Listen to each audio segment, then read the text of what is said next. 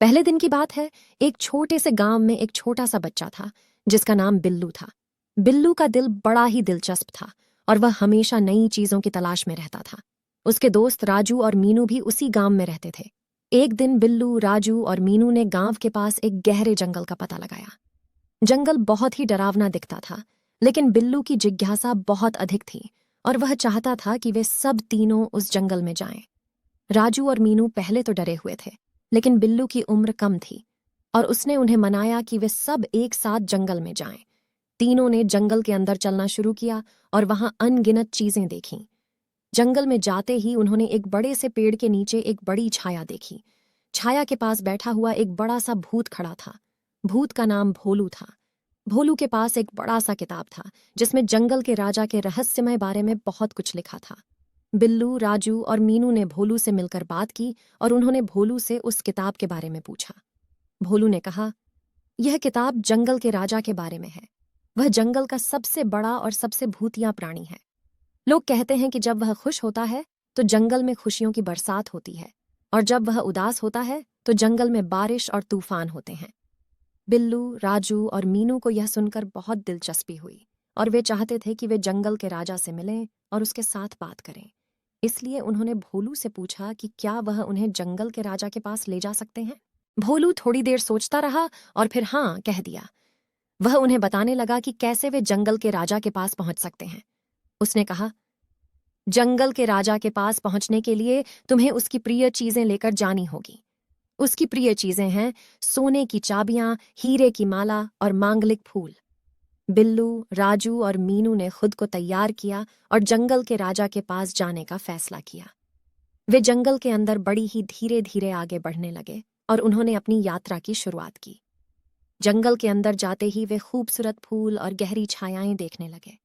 वे बहुत ही खुश थे क्योंकि वे अपने मित्रों के साथ थे और वे नई चीजों को खोज रहे थे। बिल्लू, राजू और मीनू ने धीरे जंगल के अंदर चलने लगे और वे बहुत दूर तक चलते चलते आगे बढ़ गए। अचानक वे एक बड़े से पेड़ के पास पहुंचे और देखा कि वहां पर एक सोने की चाबी लटक रही थी। वे खुश हो गए क्योंकि यह जंगल के राजा की प्रिय चीजों में से एक थी। बिल्लू ने सोने की चाबी को धीरे धीरे नीचे उतारा और उसे अपने पास रख लिया। फिर वे तीनों अगले लक्ष्य की तरफ बढ़ गए, जो हीरे की माला थी। जब वे हीरे की माला की ओर बढ़ रहे थे तो एक बड़ी गाड़ी उनके सामने आई। गाड़ी में एक आदमी बैठा हुआ था और उसने वह हीरे की माला को उठाने की कोशिश की। बिल्लू ने अपने दोस्तों के साथ मिलकर माला को उड़ा लिया और उसे लेकर बगी में छुप गए। बगी जंगल के बाहर निकल गई और उसने माला को उठाने की कोशिश की, लेकिन वह देखा कि माला गायब हो गई है। उसने बगी के आदमी से पूछा, मेरी माला कहाँ गई? बगी के आदमी ने जवाब दिया, माला यहीं थी, लेकिन कुछ बच्चे उसे उड़ा लिया और जंगल के अंदर ले गए। बिल्लू, राजू और मीनू जंगल के अंदर जंगल के राजा के पास जा रहे थे, लेकिन अचानक वे जंगल के राजा के घर के पास पहुंचे और देखा कि वहां पर वही माला ही थी जो वे बगी से उड़ा लिया था। वे हिचकिचाए, लेकिन जंगल के राजा ने उन्हें नहीं पकड़ा। बिल्लू और उसके दोस्त बड़ी चौंकी हुई थी क्योंकि वे समझ नहीं पा रहे थे कि कैसे माला वहां पहुंच गई।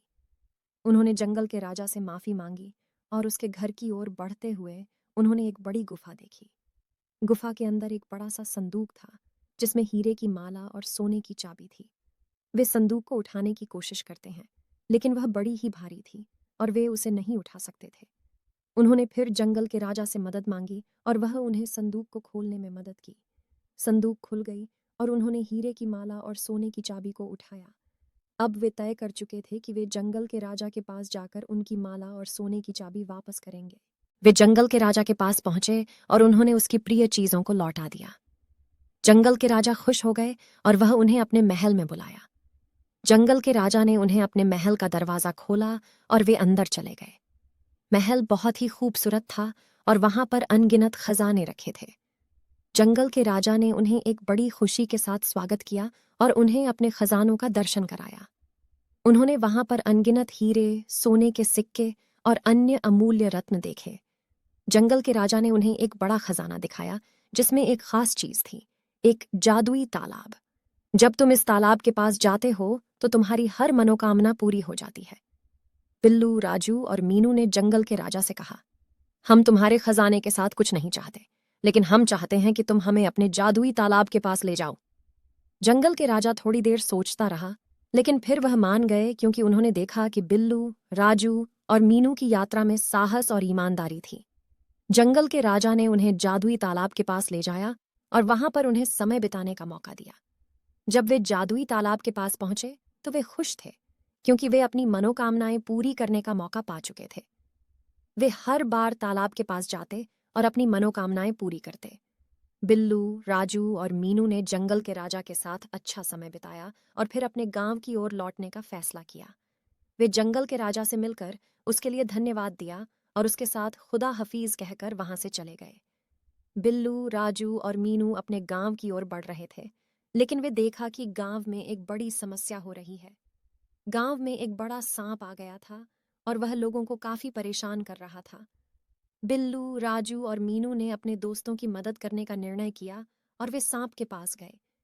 वे जंगल के राजा के पास से लाए गए जादुई तालाब का पानी उस सांप के मुंह में डालकर उसे वहीं पर रुक गए। सांप थोड़ी देर बाद ही मर गया और गांव वाले खुश हो गए। वे बिल्लू, राजू और मीनू का धन्यवाद किया और उन्हें गांव के शेर घर में बुलाया। गांव के शेर घर में जाकर वे बिल्लू, राजू और मीनू को बड़ा स्वागत किया और उन्हें गांव के हीरो के रूप में स्वीकार किया। इसके बाद बिल्लू, राजू और मीनू ने अपने गांव के लिए कई और समस्याओं का समाधान ढूंढा और उन्होंने अपने साथी गांव वालों की मदद की। वे सबको मिलकर गांव को एक बेहतर जगह बनाने में कामयाब रहे और उनकी कहानी गांव के नाम में बदल गई, भूतिया गांव का राजा बिल्लू और उसके दोस्त। इस कहानी से हमें यह सीखने को मिलता है कि साहस, ईमानदारी और मित्रता हमें हर मुश्किल को पार करने में मदद कर सकती है। बिल्लू, राजू और मीनू ने अपने दोस्तों के साथ मिलकर हर मुश्किल को पार किया और अपने गांव को बेहतर बनाने में सफलता पाई।